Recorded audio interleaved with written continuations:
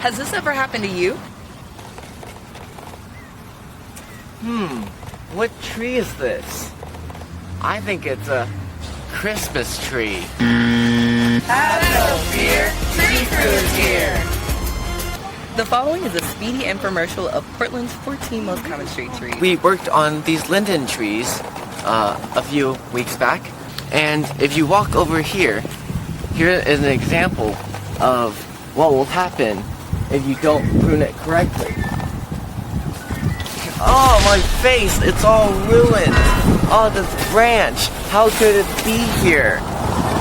That is why it's so crucial to prune these trees and keep pedestrians safe. And these are actually linden trees. And one way you can tell is by these little leaf things. They're called bracts that have berries at the end. This here is a Japanese maple. There are over 200 types of Japanese maple, so I'm just going to call it by the main Latin name, which is Acer palmatum. Maples are one of the 14 most common street trees, so you've probably seen one around, and they're easily identifiable by their iconic simple, opposite, and palmate leaves. Hi there, I'm Sammy, and today I'll be telling you about birch trees. More specifically, this river birch right here, Betula nigra, a real rarity in Portland. See its bark? Its bark is black and longitudinally fissured. Fancy way of saying it's got grooves. Let's have a look at its leaves. They're pretty big for birch leaves. They're shiny on top and coarsely scalloped on the edges. Want to hear another fun fact? This river birch is actually a heritage tree. No, really, you can come to Selwood Park today and check this beautiful tree out, and also this cute little heritage tree plaque. Wait, what's a heritage tree, you ask?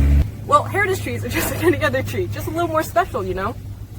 Heritage trees are trees that have been formally recognized by the City Council for unique size, age, horticultural, and historical significance.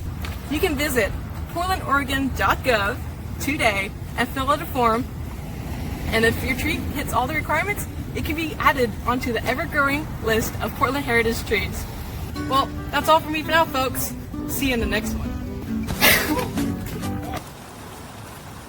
Oh, hi again. Shall we talk cedrus?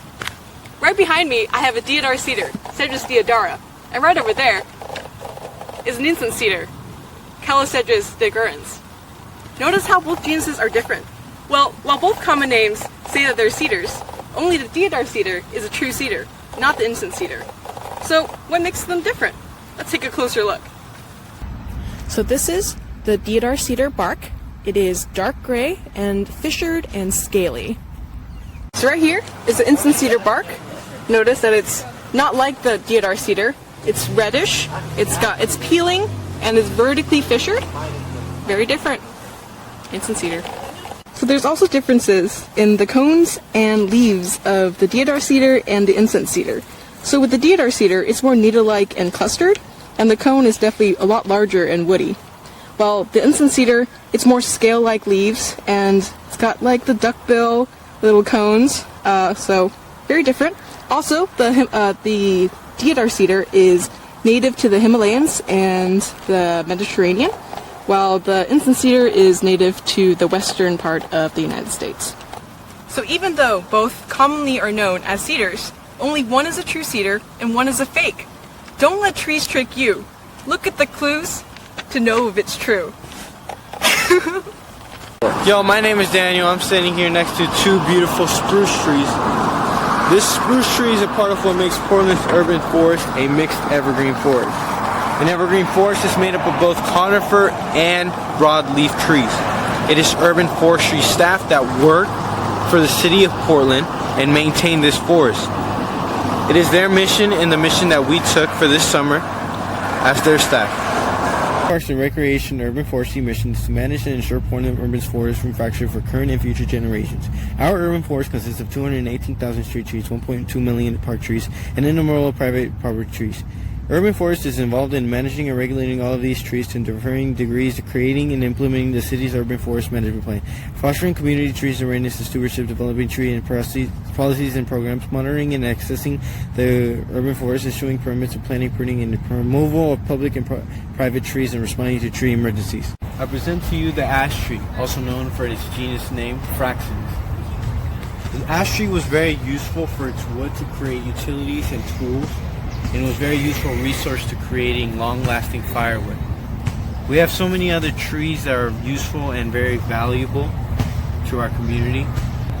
The values of these trees that we tree crew can calculate are carbon intake, stormwater runoff reductions, wood value, aesthetics and property value benefits, energy saving, atmospheric carbon dioxide reduction, and air quality value and benefits.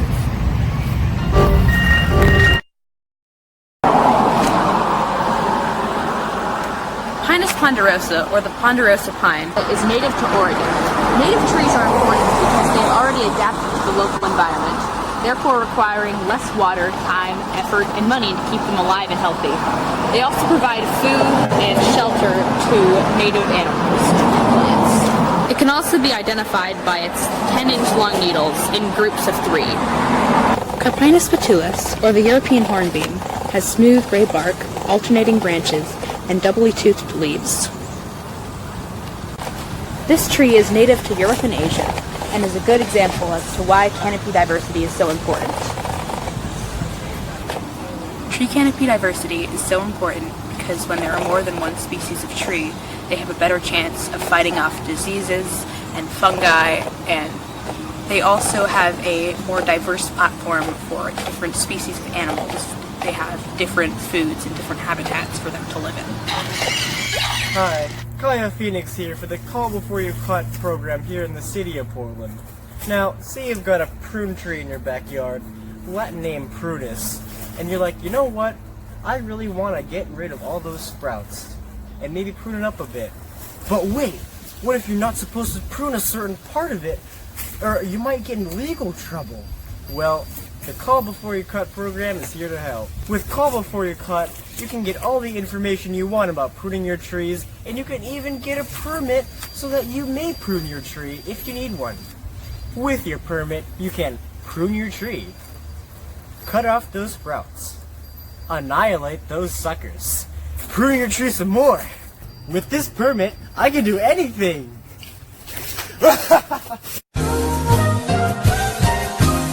Call 503-823-TREE for more information. That's 503-823-TREE. Again, that's 503-823-TREE. Please do not take this video seriously. It is a parody that is meant for entertainment purposes only. Please follow the law and use common sense while pruning your tree. My name is Nase. How to identify hawthorn, also known as Cartagus.